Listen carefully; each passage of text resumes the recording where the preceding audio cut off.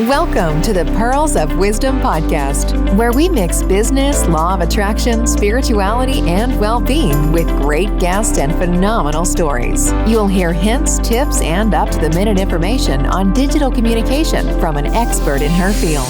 Pearl has some wonderful individuals in her networks, and she will be interviewing them all at some point in the future. Enjoy your listening.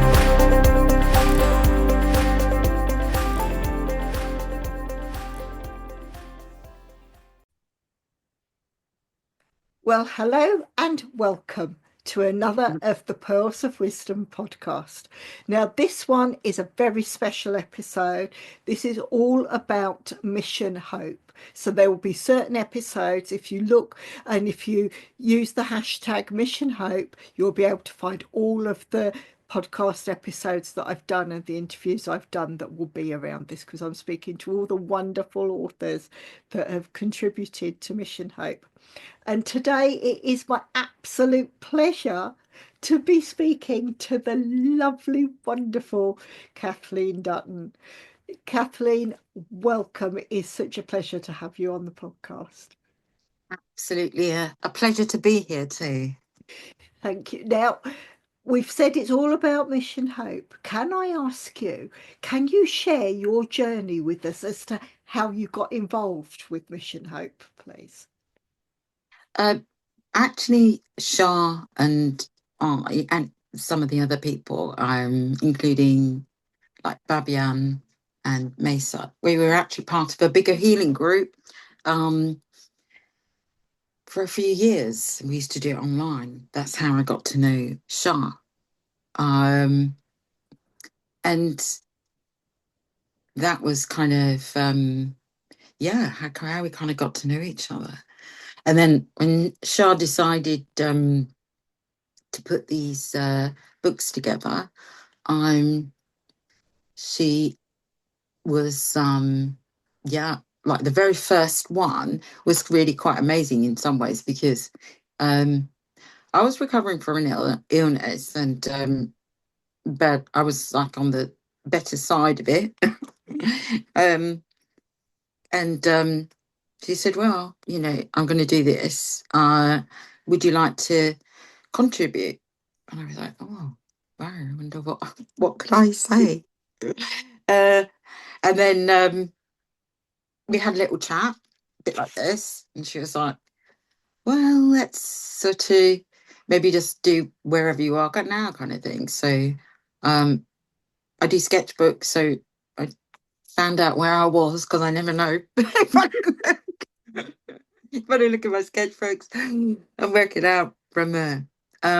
So that was how I got involved. It was, and I knew quite a few of the first kind of cohort of writers through that. But also the other thing was some of the writers have stayed all the way through, which I found quite interesting as well, because how all the writers have kind of changed it.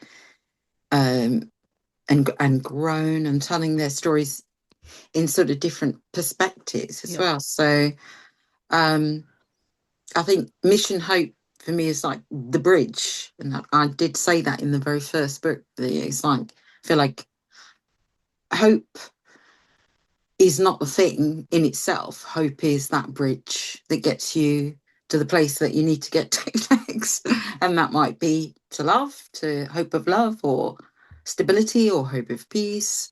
That was that's kind of a bit of the story behind how we got to be together. That is absolutely wonderful. So from that, I'm sure as I speak to the other authors as well, we're going to have so many different stories and backgrounds that are brought into this, that's all interwoven together. So you've been from the very first book, and we're right now looking that the fifth book will soon be published, won't it? That's right. The fifth book will be coming out in May, I think. That's what Shah said. So I look forward to sort of seeing how that all comes together, because I always enjoy reading the different stories as well. to me that it's a little bit like a healing circle, and everybody's got their different little story in that book. So reading them is actually quite an interesting part for me too. I mean, and seeing how it all comes together. You see, this time my story is about my time in Egypt. The story before was about Nepal. So, and in fact, each of my chapters is about different. I was sort of writing in a different place each time. I think the first one in Ilford, the next one in Glastonbury. So, they kind of moved into different places. Oh, so that must be wonderful. So the perspective will change, the geographical location that you write from, and that must really be quite exciting because it is, I mean, that whole travel, not only are you traveling as you write the book, your reader is traveling with you as they take that journey into each of the books and follow through. Yeah, I mean, I think it was like not planned. It just was how it worked out. This is mostly my life. I mean, so I learned quite a lot from that kind of whole process as well. I mean, it's quite interesting to me because each time it's like each chapter, I'm in quite a different place for, myself. Gone through a sort of a steep learning curve. In the last one, really sort of dedicated my life to my spiritual practice. And I mean, I did that quite a few years ago, but it's like a kind of another level, really, of not just to my spiritual practice, but also a kind of commitment to the earth. Because in fact, I did a pledge. A few other people I work with on another project.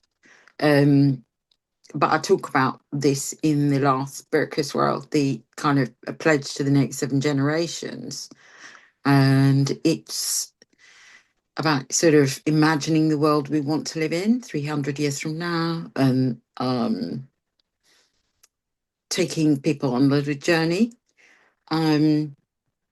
This can be so simple because it's, for me, it was making a pledge to, it was like, who am I making this pledge for? My children, our grandchildren, all children, future generations. Allow people to kind of choose. And for myself, my one ended up being to the children on this earth, as well as the inner children inside of each one of us, and the earth as well. And it was a commitment to kind of show up completely and not kind of run away from things that I wanted to, that I felt I needed to do, because there is a game of like, which, I mean, I think is interesting in the Mission Hope books as well. We all kind of, we make commitments to ourselves and we move towards them, but we all might always step a little bit back again and then forward. There's that dance because life comes sometimes and it might make you sort of us have to learn another lesson that we thought we'd already learned, or and so we've got this little dance going on. So the only thing we can do is kind of be quite kind to ourselves and to others on the dance. So that's kind of my last bit was about that. In fact, I've got a necklace I was given. I've actually got a couple. That one was given, and I mentioned that in the last chapter, which is a little ankh, which was a wooden ankh. I actually bought this one, but there's which was given to me by a child there. Randomly, just came up to me in the street and gave me a little ankh. Gave me 2, actually. And the kid was only like 8 or 9. Again, I mentioned that in this last Mission Hope 5. And it was, as you make these commitments to ourselves, life sort of starts to show these kind of little symbols and signs. Yeah, you are listening at the moment. Try, keep this up. And I've got another thing here, which is from Nepal, like prayer beads. So there's things that I wear. They're kind of not like the most extraordinary things in terms of what they are as objects, but they're kind of quite precious markers of a symbol of something which, well, I made as a commitment to myself and then was sort of reflected in the world. So that is so special. And to each of the listeners, that when they come through, and whether you look at the video things, you can see that Kathleen has actually you've got something that is a memory of each of the things that you've done. And you've said about where you were writing one of the books in Nepal. So you're wearing the necklace that you can refer back to. So every time you engage with that, it triggers the memories that for when you wrote. And like when you say about the journey, you say about the inner child. I think there's always work for us to do on our inner child, and there's still and it's coming to that and seeing the process and the growth. It's really quite wonderful. I mean, do you find, I mean, because each of the mission books has a slightly different title, doesn't it? Or a different feeling that you're writing towards. Do you find that you build from the one before, or is it a totally different experience for each of the books that you approach? yeah, there is a building, I think. Like, so, I mean, I actually have them here. I don't know whether it's going to be on audio or a video, but I've got the four books, and actually, like, so the first one is like the darker green, which I feel like is a heart healing, and then we get a lighter green with gold, which I feel is a bit more the heart with the cosmicness, and then the next one sort of we've got more the pinks and the blues, which feels like speaking, more to do with authenticity and speaking, and that one was about love. And then the fourth was about transforming lives with grace and gratitude. And that one is sort of beautiful violets and pale violets and purples. So it feels quite symbolic of getting that, speaking more like from higher self. So the books sort of start with the heart. And the very first one was I think thriving through seasons of the soul. The second one was inspiration stories of faith and triumph. And then the power of love was actually one of my favorite ones. I just love it. I love how I love everyone's writing in that one. I mean, I love everyone's writing throughout, but it's like I really like that one such a lot. Volume 4, everyone's like much more it's kind of just a different kind of energy. I think everyone in it's quite nice because we've got writers from different parts of the world in each one, so you've got that different perspective of work as well. So I was in a different bit of the world, but actually other people in different parts of the world as well. And of course, Shah is in America and Dom. But yeah, I mean, it's interesting reading those sort of different perspectives as well. It is, and so do you find that all the authors, almost like a collective, do a lot of from what I can understand, sometimes some of the authors change and then new people will come in, but you've been involved from the very beginning. Have you seen the growth of other authors? Like you say, the way the writing has changed. I mean, you and I have spoken previously, so that your knowledge, that information you can bring to any project you work on is just phenomenal. But have you seen almost as a collective that you've grown as well? Definitely. And I mean, I think it's almost like become just such a kind of easy flow now. And even though, a lot of the time now, I sort of I'm not on social media so much, but yeah, I mean, I think, yeah, the vibration of the books is different each time, and I think Yeah. the last one, it's teal. It's going to be teal and gold, which are very again it's quite symbolic again, really, because it's the teal is made up of the kind of yellowy gold and the blue, as well as a little bit of the green. So it's like it's got a little bit of all the colours that were kind of in the early books. So maybe it's like the colour is also kind of bringing all the elements together. Yeah. And it's almost as you were showing the different colours with the books, and we will show a lot of the images. We've got some images of all 4 books that have already been published, and we will also share a link of where people can purchase those books. So don't worry, there's going to be lots and lots of ways that you can reach out if you haven't already found this wonderful series.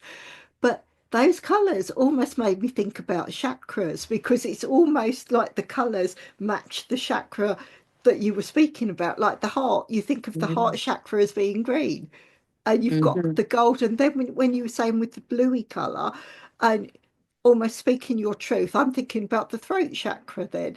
And Actually. and it is, and as you talk about your higher self, as we go higher, the third eye is purple, isn't it? Mm-hmm. So if Yeah. I look at that, I mean, some of it I'm not as experienced as I'm sure everyone else is, but they're the bits that I could really see as well, and I could Mm. see how you speak to certain areas, and it's just wonderful. I mean, can you give us an example of an area of approaching these books that will, like a memory that you will always, that you associate with the books? It could just be one book, or you might find that you've got a memory with each book that you can always go back to. Um, each one has got something. Like for me, the very first one was like making a change of moving from London out into the countryside, and which was quite a big jump for me Mm. as a Londoner who said I'll never leave London. And I love cities so much. I mean, but it was like also there was the sort of, so it's kind of all there, that kind of change I was going through, the lostness and the foundness. And then the second book, also, I mean, had this one was Healing Waters, Duality in the Dream. This one was in Glastonbury, and I'll never forget it because it was a massive time of great change for me, which was like to do with really self-healing. And this was also, I felt like, deep connection to my ancestors. And my granddad loved poems, and like things like the Battle of the Light Brigade and the Lady of Shalott, and he could recite them. Yeah. And this book reminds me of that because I wrote a ballad which was kind of a tribute to that, really. Tribute to him. I used to always get him to say it, oh, could you just tell me that again? And it's like some of the things, but neither of them are terribly happy because, they got kind of saddish endings. But then there is a kind of hope, a kind of little, but there's a bit of a tension in there. I was probably way too young to hear them. And I was like, tell me, my granddad, what happens to the Lady of Shalott? And he would just recite these poems. So that one, my one is a bit of a tribute to that. the power of love. You know, I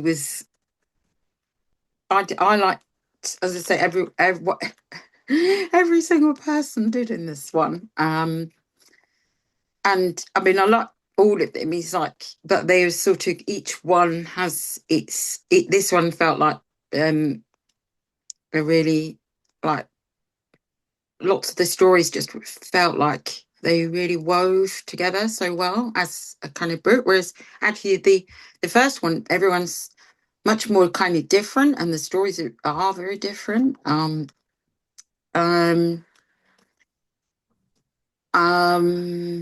So, and I was in Nepal for this one, and then transforming lives with grace and gratitude. Again, I mean, each time, as I say, being in a different place. I mean, in grace and gratitude, this one's like, I did quite a long poem again, sketchbook dream diary. I mean, I sort of transcribe cultural ripple of ye old tales. This one sort of is quite silly for me, really. So the round of gratitude and the embrace of grace. This one, yeah. This one wasn't written in Kathmandu.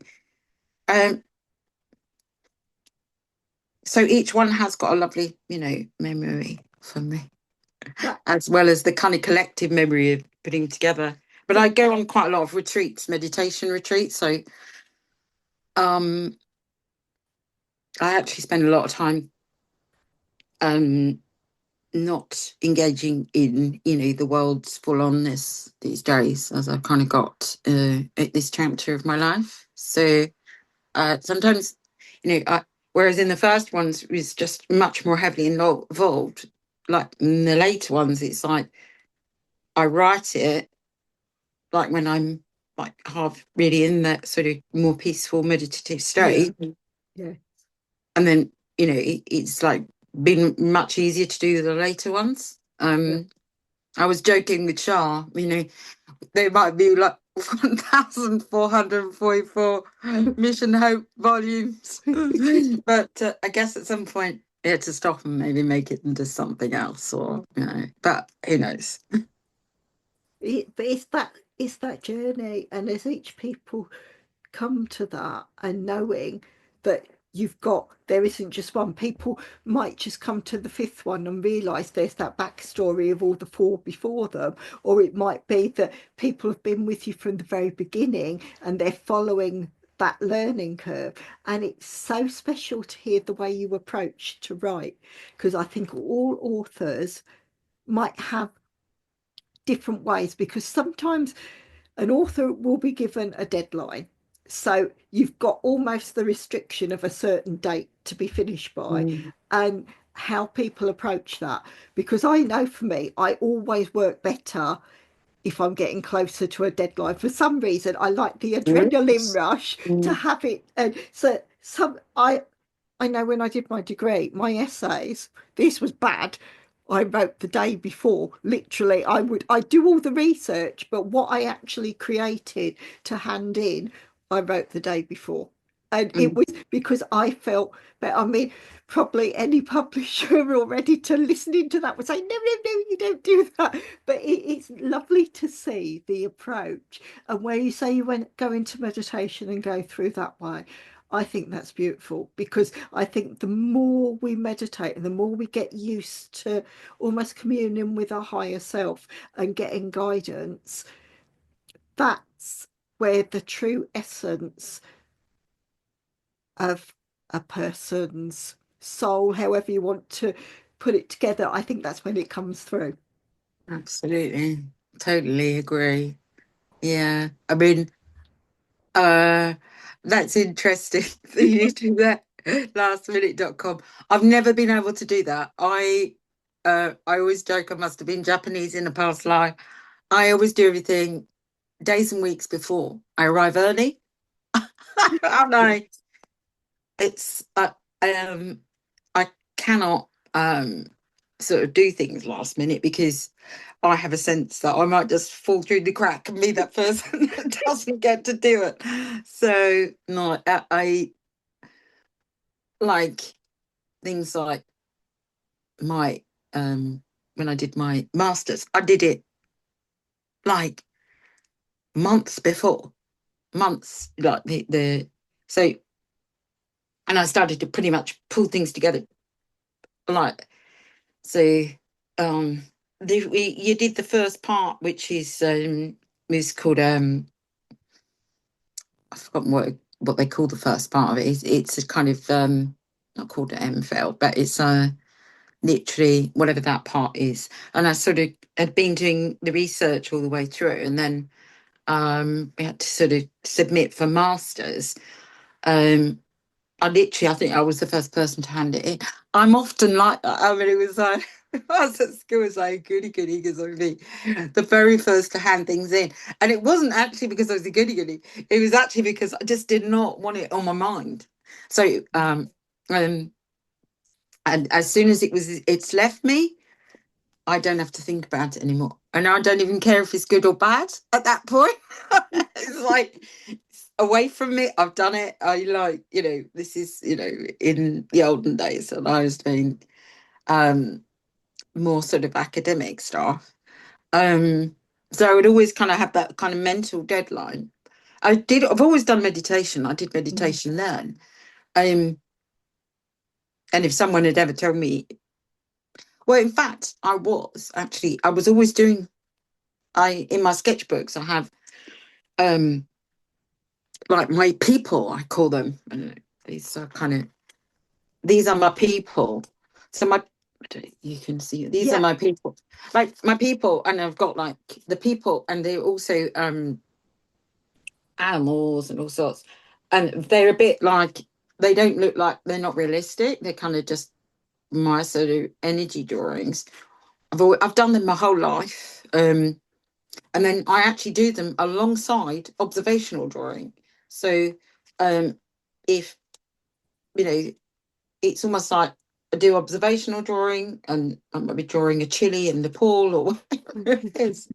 But then I'll actually be also do my sort of drawings, which are more of connected into the imagination, and tell other little stories, side stories, see that.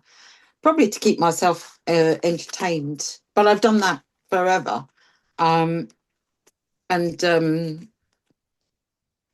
Yeah, I suppose now it's funny. My sister reminded me, my mum, quite recently, that I said I would never share my writing. Not, like not when I did an exhibition. This is in Oxford. I did an interview at that time, but then with Peace in the Park, and I said I will never share my writing because it was far too sacred to me. But also, I just didn't feel ever that I probably would ever share it. But that's changed. So Oh, this is wonderful. I mean, where I said like I do my essays were the night before. Now I'm one that will turn up early, but where I was doing my degree, I should also caveat I was going through a divorce and setting up my own company at the same time. So I was doing one or two other things as well. And I had my children were quite young. My son was just being diagnosed with being on the autistic spectrum. So it would quite often be I wrote when he switched off, when he went to sleep. And sometimes it would be 1 o'clock in the morning when he finally fell asleep. But you start to I love to hear the way other people approach things and the way you've done that and where you do your drawings and the ideas, the multitude of ideas that you would get from that one image is fantastic. It really is. Yeah, I mean, I've often been like the person that draws for groups. I mean, whether it was working even as a designer, working for Conrad, and often that was a multidisciplinary design company. And often I would sort of, if we were working for a client that was creating a shop, and there would be the architecture, interior, product, because maybe to product designers designing the display, maybe graphic designers of all sorts, because you got the kind of books and publicity, that kind of stuff, but then you've got packaging, signage, and information, navigating around the store. So all those different disciplines. I feel I've missed one, but yeah, architecture, interiors, and of course like marketing and stuff. So each of those would have different ideas, and I'd be like the scribe, and I love doing it, so I'd like put other people's ideas down as well as my ideas, and it would sort of evolve differently, but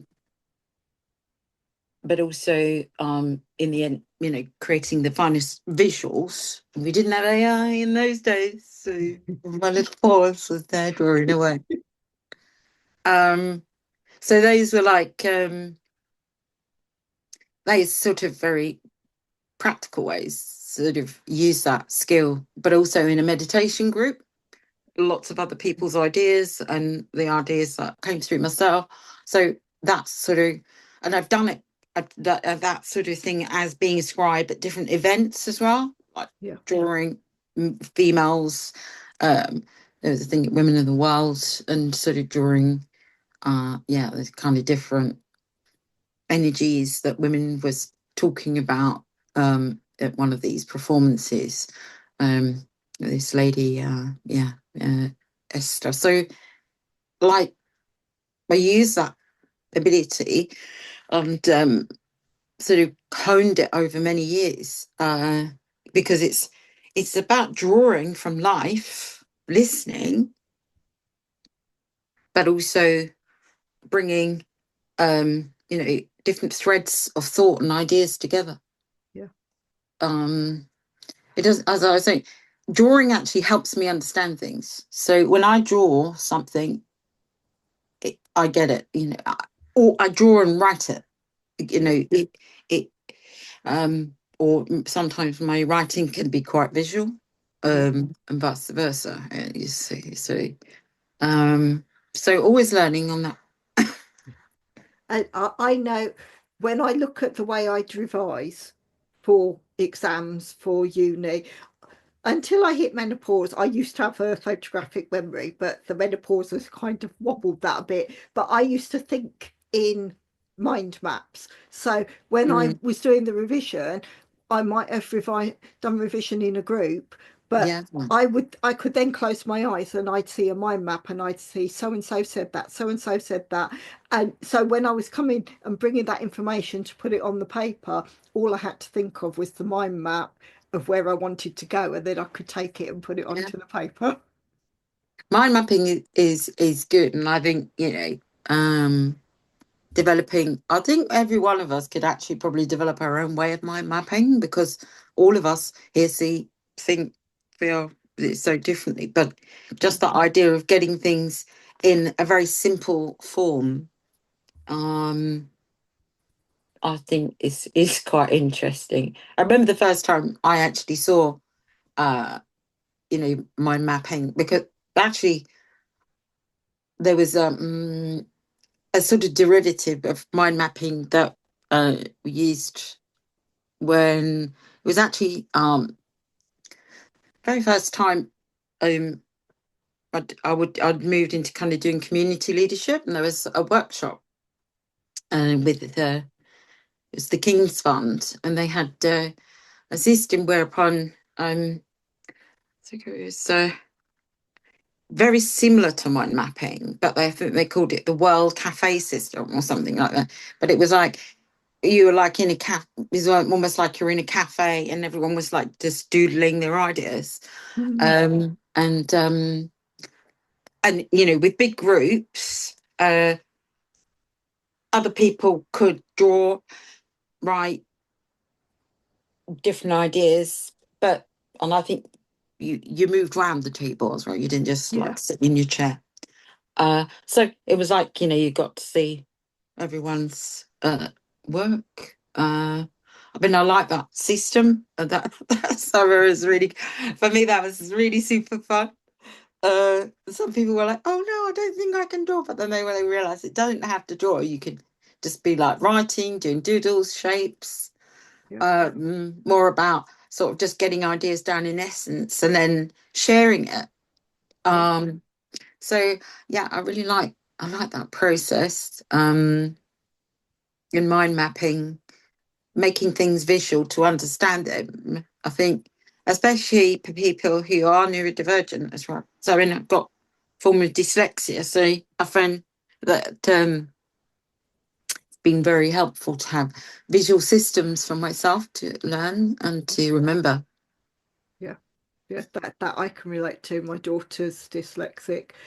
We got certain software for on her computer, and I know where she works she gets that help, and she has to have extra ink, and like she will print most things out because she works better from viewing it, and sometimes she can see it better from the printed copy than if she was looking on screen. And it it's so interesting to see the way we find all these different things to bring an understanding together. And I suppose that's Yeah. almost going back to the mission hope. I think when you bring everyone together from different ideologies, different thought processes, and it's all brought in that each chapter is an individual masterpiece from each that each author has produced from what those key topics were that you were given to deliver on. Yeah. It's as I say, it's like it feels like, although they are books and they kind of they're in a line, but you can actually arrange them in a circle. We've got Oh, five I of them, love so that. I feel like it's as I said, I felt like the number three was Act Three. Like Act Three in the play is always the high point. Act Four, maybe Act Four is also like the got four anchor points, making it sort of like from the north to south, the east to west. And it'd be like the fifth one is like the fifth element because which I feel very connected to at this time. It's actually my favourite film is the Fifth Element. And then so we've got the fifth element, which is like maybe moving into because some people say four elements, others say five in different cultures. But and in the movie, the fifth element is love, and it's kind of all brought together in this light story. I'm not being paid by the people,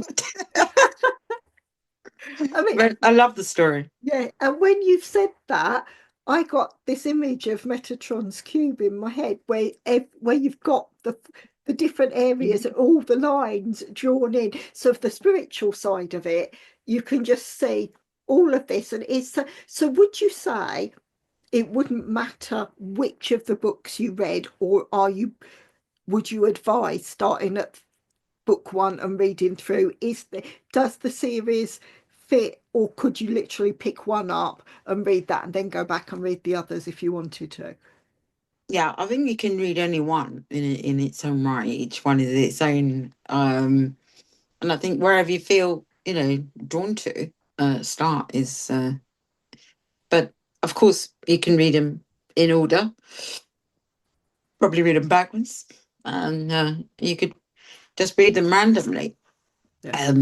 I mean, I'm not trying. I mean, I've obviously read them in the order that they came. So it's a different thing. So just an experiment. I mean, I think you could go into a bookshop and just do like hit dip with dictation, choose like that, or yeah. But I think each one is its own thing, and they were created like that. So Yeah. I particularly I'd say like Power of Love, Volume 3. Particularly like don't know why, but just how I am.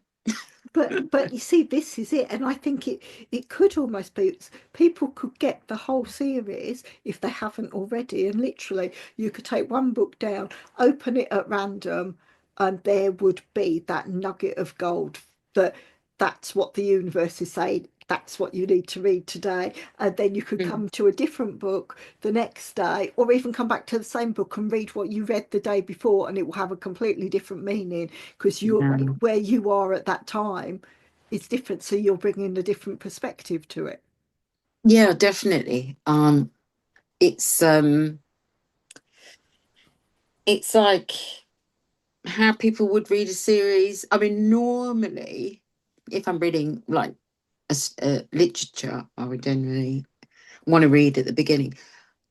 I mean, I'm mad into like writing and writers, but I never really considered myself to be like one. But I tend to. So if I was reading an author, I would read every single thing that they did. You know, like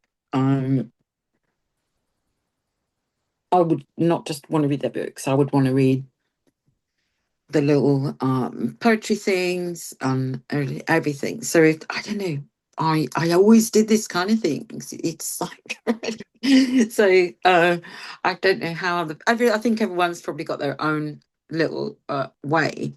But I would do that, and I'd sort of like, because most of my life I've not watched TV because I mean, when I lived in Hong Kong, TV was absolutely